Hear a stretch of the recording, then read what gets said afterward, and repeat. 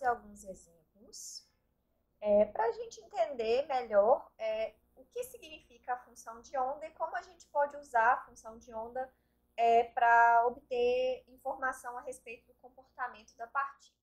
No vídeo de agora e nas próximas aulas, a gente vai tratar da partícula em uma dimensão, então a função de onda vai depender só de x e t, e mais para frente a gente vai falar de outros problemas, por exemplo, do átomo de hidrogênio, onde a gente precisa considerar as três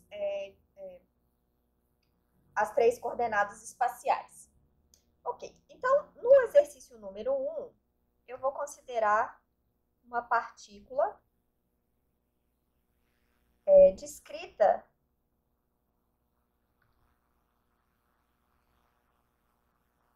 pela função de onda psi de xt igual a exponencial de bt vezes exponencial de menos alfa x ao quadrado, em que a é uma constante positiva, o b é uma constante real e o alfa também é uma constante positiva, tá?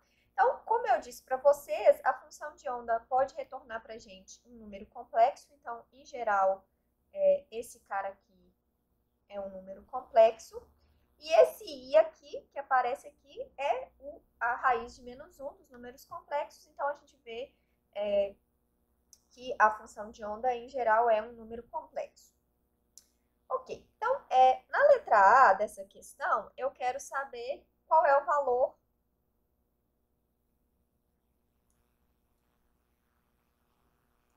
de A. Bom, esse A aqui, ele aparece para que a integral da distribuição de probabilidade sobre todo o eixo x seja igual a 1, a probabilidade de encontrar a partícula em algum lugar do eixo x tem que ser 1. Então, é isso que a gente vai usar para encontrar essa constante A, que a gente chama de constante ou fator de normalização. E o valor dela tem que ser o valor adequado para que a integral da distribuição de probabilidade sobre todos os valores de x seja igual a 1.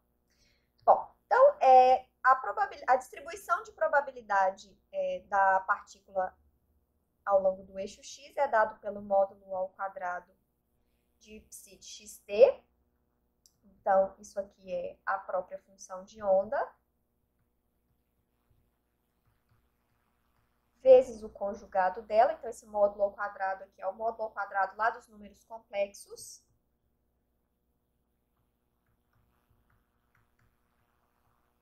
Então, aqui o conjugado complexo. Lembrando que aqui a gente só tem um número complexo aqui, né? Então, esse conjugado vai deixar esse termo e esse termo aqui inalterados e vai trocar o sinal do expoente aqui, tá? Então, isso aqui vai me dar A, E, I, bt, E menos alfa x ao quadrado, A, E menos I, bt, E menos alfa x ao quadrado. Bom, então agora eu vou juntar os termos correspondentes aqui. Então, eu vou ficar com A ao quadrado elevado a zero desse termo aqui com esse termo aqui, que vão se cancelar. E menos 2 alfa x ao quadrado. E, portanto, módulo de psi ao quadrado é A ao quadrado, menos 2 alfa x ao quadrado. A gente observa que, apesar da função de onda depender do tempo, a distribuição de probabilidade não depende. E quando isso acontece, a gente diz que psi de xt representa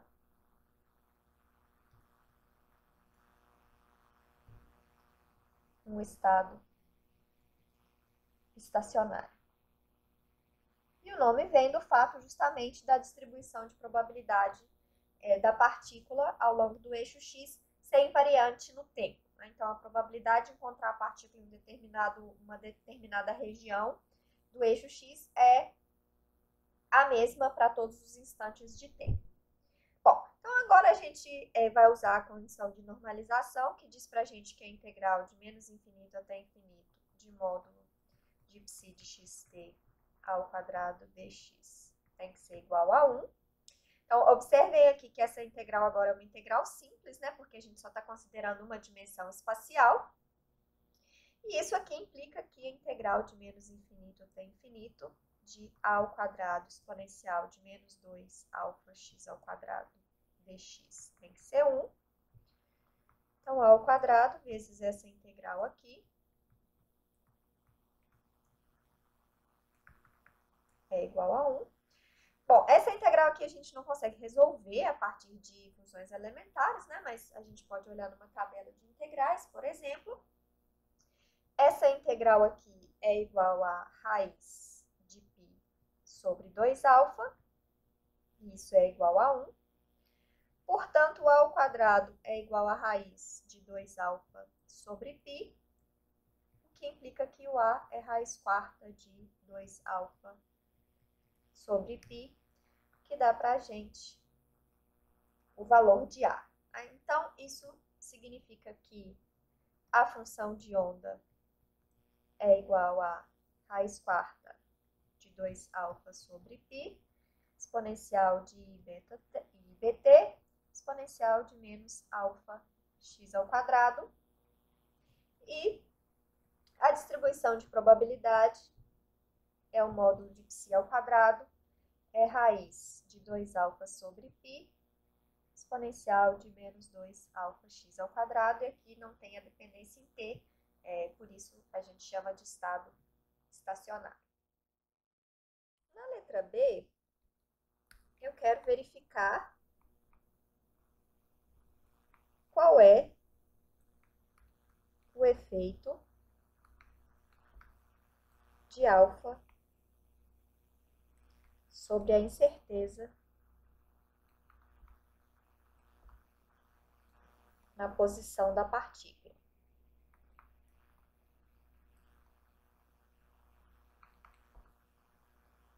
Bom, então nos últimos vídeos a gente comentou que uma das principais mudanças na nossa maneira de descrever a matéria que vem com a física quântica é o fato de que agora a gente não tem mais partículas pontuais descritas por pontos geométricos com todos os valores das grandezas físicas bem definidos, como posição, velocidade, etc.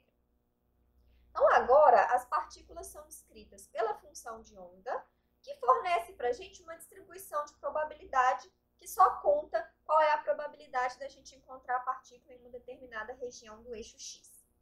E o que eu quero ver agora é qualitativamente o que acontece com a probabilidade de eu encontrar a partícula em uma determinada região à medida que eu mudo o alfa. Tá? Bom, aqui a gente vê um gráfico da distribuição de probabilidade, módulo de psi ao quadrado, e eu vou ver como que esse gráfico aqui muda à medida que eu mudo o alfa. Tá? Bom, então, a gente vê que para alfa bem pequenininho, a distribuição é mais aberta e tem uma região aqui, né, próxima da origem, onde eu tenho uma probabilidade maior de encontrar a partícula, e a probabilidade diminui bastante à medida que eu me afasto da origem. À medida que eu aumento o valor de alfa, a gente percebe que a distribuição de probabilidade ela se concentra mais próxima da origem. Então, o que acontece é que a probabilidade de encontrar a partícula nessa região aqui próxima à origem aumenta e a probabilidade de encontrar a partícula aqui longe da origem vai diminuindo à medida que eu aumento o alfa. No exercício número 2, eu quero estudar uma partícula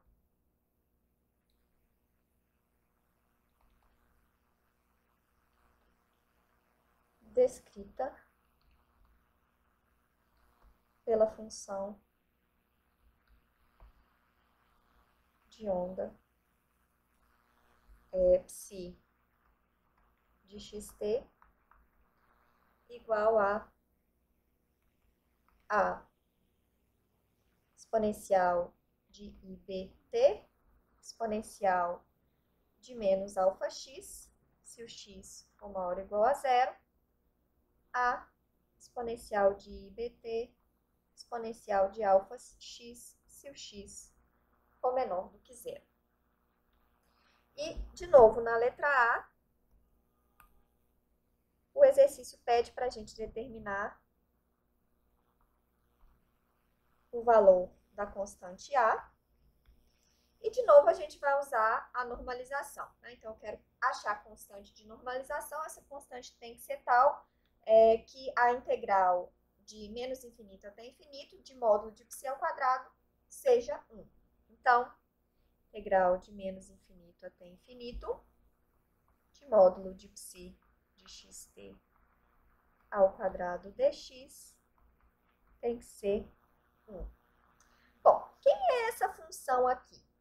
Essa função é uma exponencial que decai assim e assim. Ops.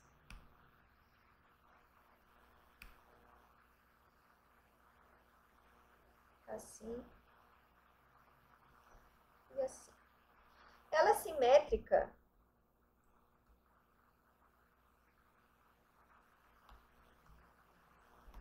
em relação ao eixo y. Aqui o meu desenho está ruim, né? Depois eu vou mostrar para vocês um gráfico mais bem feitinho dessa distribuição de probabilidade, né? Então, aqui é módulo de π ao quadrado. E por causa da simetria em relação ao eixo y, essa integral aqui é a mesma coisa que 2 a integral de 0 a infinito de módulo de π de xt ao quadrado. E isso tem que ser 1. Ok? Então, isso facilita porque aí a gente pode pegar só essa expressão de cima para não ter que quebrar a integral em duas, tá? Ok. Então, módulo de π de xt ao quadrado é, de novo, essa parte vezes o conjugado dela. De novo, esse termo aqui é o que depende de vai se cancelar. Então, aqui eu vou ter 2 integral de 0 a infinito a ao quadrado exponencial de menos 2 alfa x dx. Tá? Então, esse pedaço ao quadrado, esse pedaço ao quadrado, esse aqui se cancela pelo conjugado, é exatamente a mesma continha que a gente fez no exemplo anterior. Ok. Então, isso aqui vai dar 2a ao quadrado, integral de 0 a infinito de exponencial de menos 2 alfa x dx. Então, agora é uma integral de uma exponencial, que é fácil de fazer. Isso aqui vai dar exponencial de menos 2 alfa x sobre menos 2 alfa. Isso avaliado entre 0 e infinito. A gente tem uma integral imprópria aqui, né? E aí, o que acontece é que essa integral esse termo vai para zero no limite quando x tende a infinito, né? Então, eu vou ficar com 0 menos. E aqui, quando eu substituo x igual a zero, eu vou ficar com 1 sobre menos 2 alfa. Isso tem que ser 1. Portanto, eu vou ficar com a ao quadrado sobre alfa igual a 1. A ao quadrado tem que ser alfa. E isso, por sua vez, implica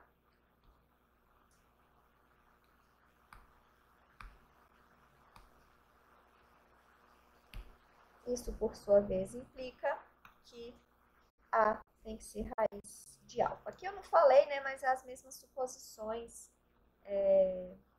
do exemplo anterior, né? Então, A e alfa são constantes reais positivas e o B é uma constante real, ok? Então, isso aqui dá pra gente o valor de A, e por isso eu tenho que psi, então aqui, o que a letra A pedia, por isso eu tenho que psi de xt é igual a raiz de alfa, exponencial de IBT, exponencial de menos alfa x para x maior que zero, exponencial de IBT, exponencial de alfa x para x menor do que zero. Na letra B, eu quero verificar qual é o efeito de alfa sobre a incerteza na posição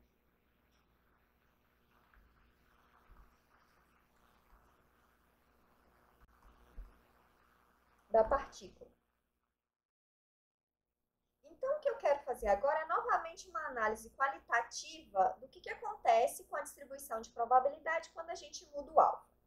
Então, aqui, vocês podem ver que com alfa próximo de zero, a distribuição de probabilidade é mais aberta, então eu tenho uma probabilidade considerável de encontrar a partícula aqui nessa região, apesar de que a distribuição de probabilidade é maior aqui. Então, tem uma probabilidade um pouco maior de encontrar a partícula perto da origem, aqui ela diminui um pouco, mas ainda assim eu tenho uma probabilidade razoável. À medida que o alfa aumenta, a probabilidade vai se concentrando na região mais próxima da origem, e a probabilidade de encontrar a partícula aqui nessa região vai para zero. A gente vê que vai ficar bem concentradinho aqui à medida que eu aumento o alfa.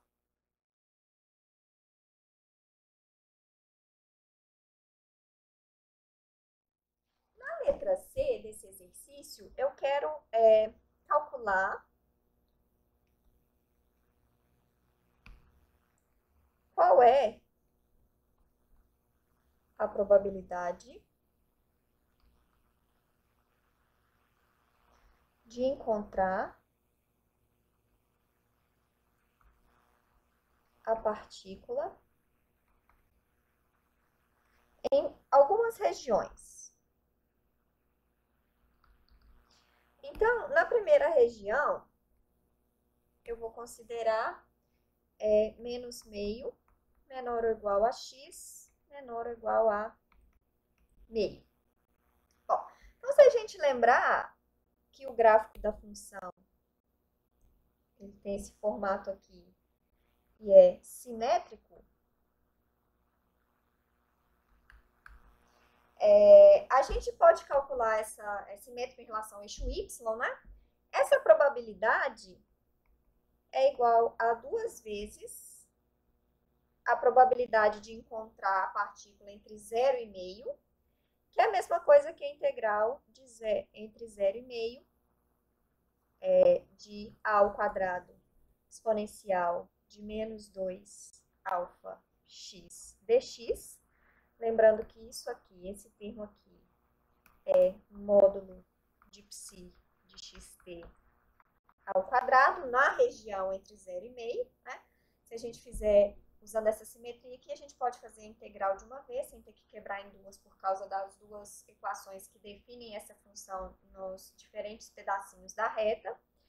Então, essa integral aqui vai me dar 2. O a ao quadrado a gente já calculou, né? Era igual a alfa.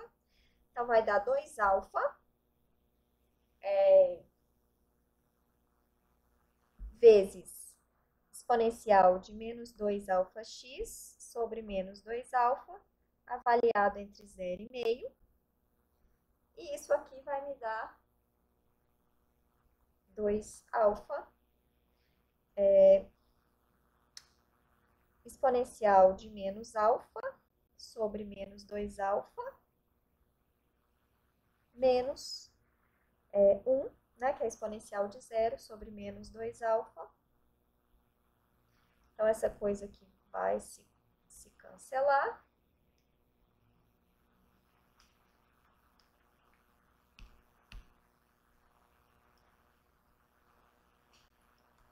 E a gente vai ficar com 1 menos exponencial de menos alfa. Ok? Então, a gente vê que para alfa muito grande, essa probabilidade aqui é muito próxima de 1. Esse termo aqui vai para zero quando o alfa vai para infinito.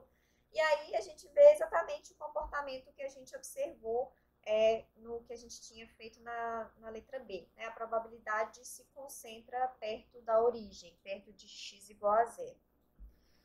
Ok. O segundo intervalo que eu quero analisar é o intervalo entre 0 e infinito, para x positivo. Então, qual é a probabilidade de eu encontrar a partícula em valores de x positivo? Então, aqui a gente pode usar, claro, a integral da distribuição de probabilidade de módulo de psi ao quadrado. Só que aqui, como a gente tem uma simetria, a gente pode simplesmente observar que a probabilidade de encontrar a partícula do lado de cá é a mesma que a probabilidade de encontrar ela do lado de lá, e, portanto, essa probabilidade aqui é igual a meio. E, por último, eu quero ver qual é a probabilidade de encontrar a partícula entre meio e 1. E aqui agora eu vou ter que calcular a probabilidade usando a integral mesmo, não tem como usar nenhum argumento de simetria aqui. Então, é a integral de meio até 1 de alfa, que é a ao quadrado, exponencial de menos 2 alfa x dx, que é alfa exponencial de menos 2 alfa x sobre menos 2 alfa, avaliado entre meio e 1, que é a mesma coisa que alfa exponencial de menos 2 alfa sobre menos 2 alfa, menos exponencial de alfa, menos alfa, né? Sobre menos 2 alfa. Então, essa é a probabilidade de encontrar a partícula entre meio e 1. A gente sempre usa o módulo de psi ao quadrado aqui para calcular essas probabilidades.